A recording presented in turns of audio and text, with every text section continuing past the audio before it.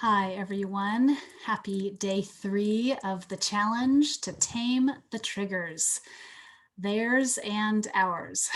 We have to tame ours before we can tame our kids. I know I would love to say there's this magic pill and I can just teach you how to have compliant, happy, uh, partnership children that just want to say yes every time we ask them to do something. But there's this thing called free will. And humans are not built that way, and especially strong willed children. If you have one like I did, that's not the way they come into the world. Not that they're doing it to me, but that's just their innate life energy. So this is a much better way to be in a family. And it's having awareness of what our old painful patterns are that have we've learned through culture and through our own families of origin, like controlling and blaming, shaming. It's fixing, it's rationalizing, it's all the things we do to avoid discomfort. And it doesn't create good connection. So we're working on day 3. We talked about building an anchor for safety and well-being, and then using it in an intense situation so that we have an easier time of grabbing for choices that are going to serve us better and connect with our family members more. It's a way to choose meaningful connection flow. And so that's the first thing, is build and use an anchor. And then the second was to notice our body and where the tension and sensation were, and this body scan as an awareness tool to clue us in that we're in reaction. Oh, okay, I need to pause. I need some self-care. I need to stop doing what I'm doing because I am liable to just make it worse when I speak and act from this place of triggered reaction. So how the body scan gives us awareness that we're in a triggered state so that we can do something different, so we can choose differently. The first step is to get it into the conscious. And that's the hard part about so much of this work, is that it's below the surface. It's unconscious. We don't actually know we're in it until 5 minutes later.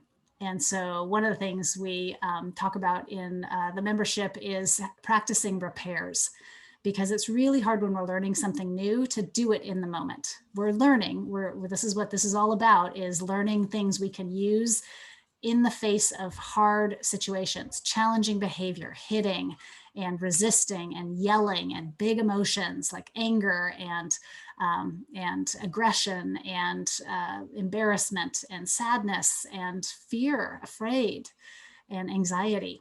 So how to face our children when they're in this and not get triggered ourselves. That's the whole work of taming the triggers. And it's possible. This is a message of hope that we're not alone. It doesn't have to be so hard. And there are steps we can take so that we don't dump our upset at each other. That's the whole key. The problem is not reaction. And plus, we couldn't change millions of years old of biology. The problem is when we react at each other.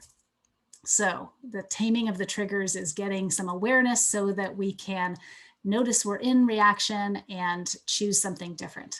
So the one we're going to work on today is the messy one of emotions. We're not going to bite off the whole topic because it's a 6-week class, but the part that we can do in the moment, even when we're triggered, is validate the emotion of ourselves. I'm feeling stress, I'm feeling scared, I'm feeling overwhelmed, and validate their emotion. Wow, it looks like you're angry. Something must be important. What do I need to know? I've put some scripts into some of the best validation and just in the moment things you can say that really support connection instead of more kerosene on the flame. So if my daughter is yelling, "No, I won't," then I can say, wow, something must be really important to you. I can see that you're intense right now. What do I need to know? when I'm able to meet her like that, validate her inner experience, she's much less likely to keep coming at me like this or like this. And it helps disarm her. It helps her feel safe. It helps her feel seen, heard, accepted, which is my biggest goal as a parent. I want to have my kids feel seen, heard, and accepted. It's what I yearned for as a child, and my parents didn't know how to do. So the more we can build skills about how to see, hear, and accept our children, even in their most triggered, wolfy, directing it at me, demon states, they are trying to meet needs. They are actually not manipulating me. They're not a problem. They're not bad. They're not wrong. They just are.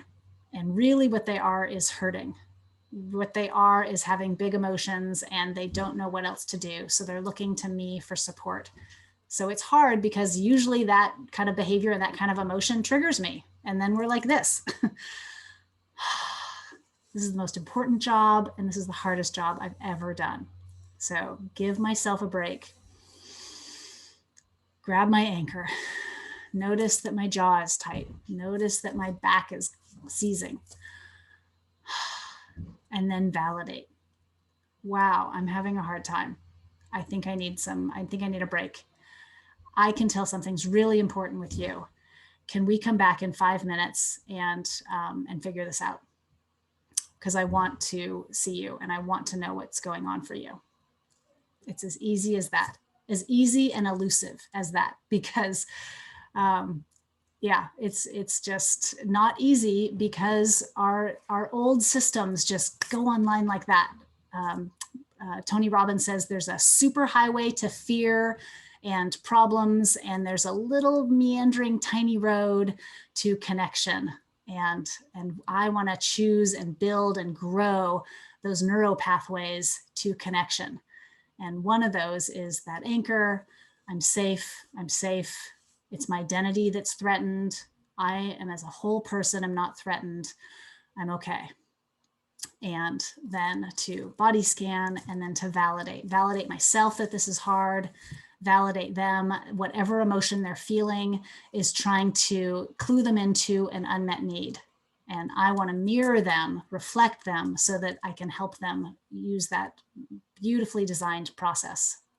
So please post about this. What's hard, what's confusing, what doesn't make sense, what is, yeah, but.